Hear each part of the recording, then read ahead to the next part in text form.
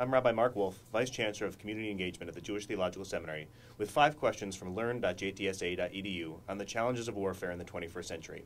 I'm joined today by General Norton Schwartz, retired Chief of Staff of the U.S. Air Force. Thanks for joining us. You bet, Mark. Good to be with you.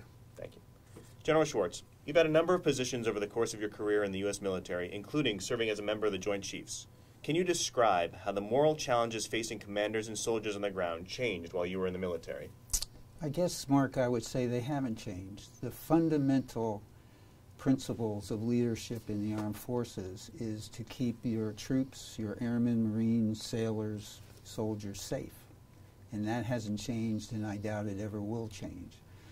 But there are obviously moral implications to what the armed forces do, and especially the American armed forces. And I would say there's continuity there as well, particularly with respect to those major components of the law of war, proportionality and discrimination, both of which it's clear that I believe our armed forces executes very professionally. And so you think that both proportionality and what the other one was? Discrimination. Discrimination haven't changed that much over the course. Technology, in fact, has enabled us to do it better. Can you give an example of that? Sure. Civil War, when the rapid-fire machine gun or Gatling gun first was surfaced, was a very indiscriminate weapon. Today, we have much more precise weapons, which enable us to be very discriminating about what targets we engage. And the rules which deal with how we execute missions, of course, are very detailed, and they are vetted at the highest levels of the government, both on the civilian and the military side. And this is the kind of thing that we do. Like everything else, modern warfare seems to be changing before our very eyes.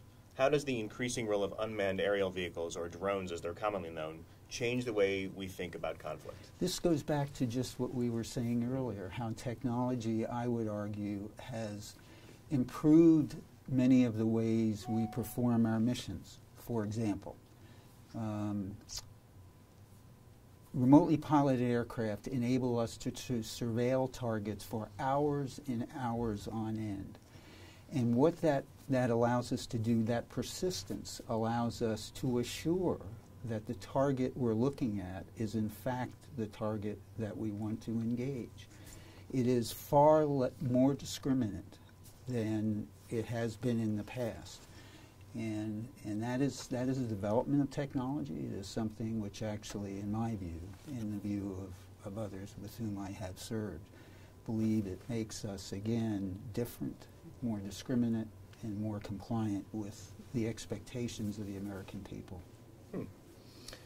So there's this relative consistency that you're talking about, but from the general public, it seems that conflict has changed on some level. And in this age of asymmetric warfare, does the distinction between civilians and combatants have any real meaning on the ground, or is this distinction just something people argue about afterwards? No, it absolutely does. And that is the whole purpose of discrimination, because the fundamental aspect of the law of war is to discriminate between a combatant and a civilian.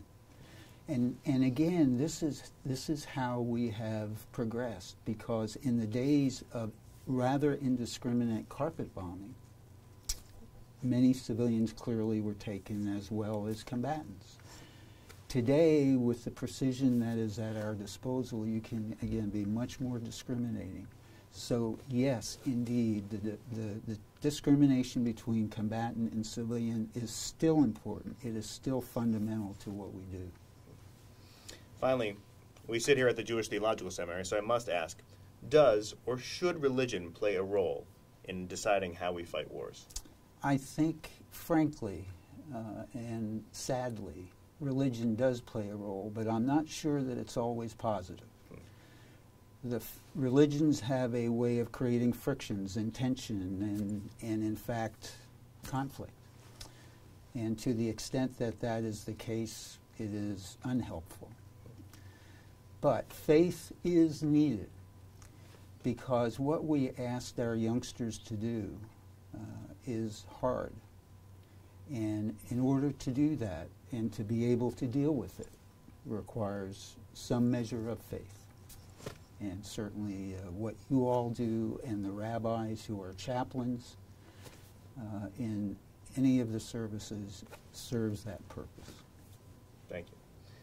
Thank you, General Schwartz. To join the conversation, study the Jewish text on the page below and post your responses to the guiding questions on the Facebook comment box at the bottom of the page. And as always, we invite you to come back to learn.jtsa.edu, home to over 2,000 lectures, commentaries, classes, and podcasts that bring the richness of the learning at JTS directly to your computer or mobile device. Our original content includes both writings and podcasts on the weekly Torah portion, formatted in downloadable text sheets, and over 200 audio and video classes featuring JTS faculty members and conversations with leading figures discussing the pressing issues of our day. A dynamic hub of inspired Jewish learning, learn.jtsa.edu continues to grow every week. Thank you very much.